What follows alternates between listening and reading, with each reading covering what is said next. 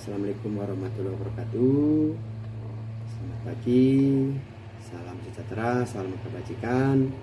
Alhamdulillah, puji Tuhan, kita sudah memasuki sesi ketiga dan saya lanjutkan dari topik yang minggu lalu sudah saya berikan, yaitu berkaitan dengan lingkungan suatu organisasi. Pada sesi yang ketiga ini kita akan bicara seberapa efektifkah organisasi yang kita buat, yang kita ciptakan bagi anggota organisasi itu sendiri ataupun bagi masyarakat. Efektivitas itu berarti seberapa berdaya guna kita menciptakan suatu organisasi, baik organisasi perusahaan, organisasi politik maupun organisasi kemasyarakatan, bagi anggotanya dan bagi masyarakat sekitar, ya.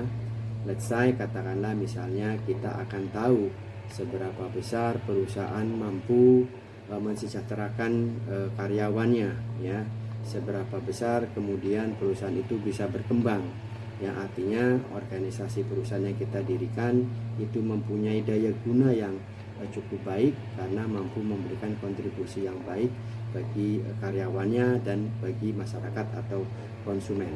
Jadi bicara masalah efektivitas adalah seberapa besar suatu organisasi itu bisa berdaya guna, ya, menghasilkan sesuatu yang maksimal bagi anggota organisasi dan bagi masyarakat atau konsumen kalau suatu organisasi perusahaan.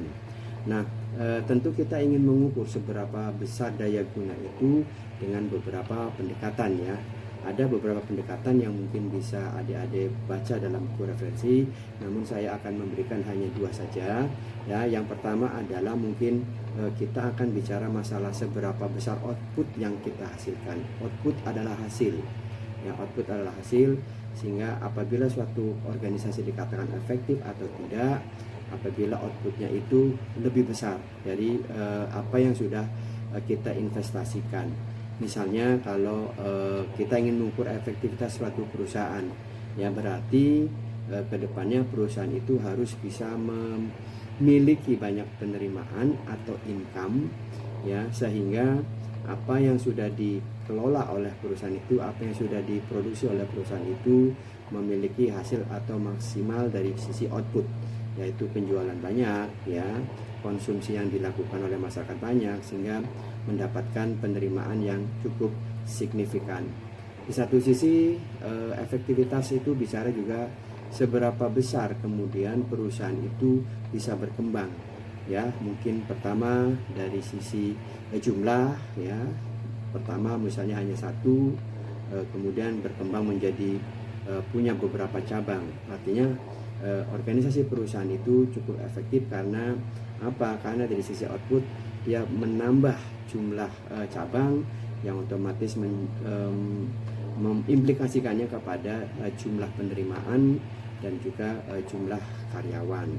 Nah, bagaimana kalau misalnya organisasi masyarakat, ya, ormas tertentu misalnya, ya, tentu akan berpikir bahwasanya ormas ini memiliki kontribusi kepada masyarakat sehingga dikenal, bermanfaat dan berdaya guna. Mereka mempunyai simpati terhadap organisasi kemasyarakatan. Ada lagi output dari sisi misalnya organisasi politik, ya. Organisasi politik ini tentu punya cita-cita politik, ya, yaitu apa? Mungkin ingin berkuasa dalam suatu negara, ya. Artinya kalau organisasi politik, ya, secara efektif akan bisa diukur dari semakin banyaknya peserta atau anggota organisasi politik itu, dan mungkin akan bisa mengantarkan, ya, kader-kadernya di level-level eksekutif, yudikatif dan sebagainya. Artinya bahwa organisasi politik yang didirikan itu cukup efektif, mempunyai nilai daya guna yang cukup baik. Nah, yang kedua adalah mungkin dari sisi pendekatan sumber. Ya, tentunya kita sadari bahwasanya suatu organisasi akan dikatakan efektif karena memiliki beberapa sumber yang jelas dan pasti yang sering kita amati dan kita sadari bahwasanya sumber ekonomi itu atau sumber pendanaan itu menjadi pendekatan yang sangat efektif ya. Artinya dengan semakin banyaknya uang, semakin banyaknya dana yang ada di organisasi tersebut, maka hampir dipastikan organisasi itu pasti akan lebih berkembang ya.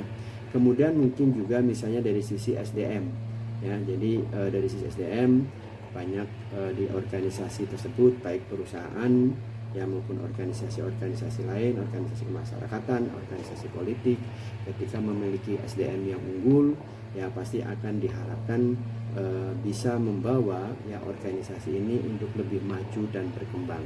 Jadi demikian yang bisa saya sampaikan mengenai bagaimana suatu pengertian dari efektivitas dengan beberapa pendekatan yang saya sudah sebutkan, dan mungkin masih ada pendekatan lain yang mungkin adik-adik bisa pelajarin dalam buku pegangan mahasiswa. Salam sukses, semangat selalu untuk perkuliahan kita. Sampai ketemu di sesi selanjutnya. Terima kasih. Assalamualaikum, salam sejahtera.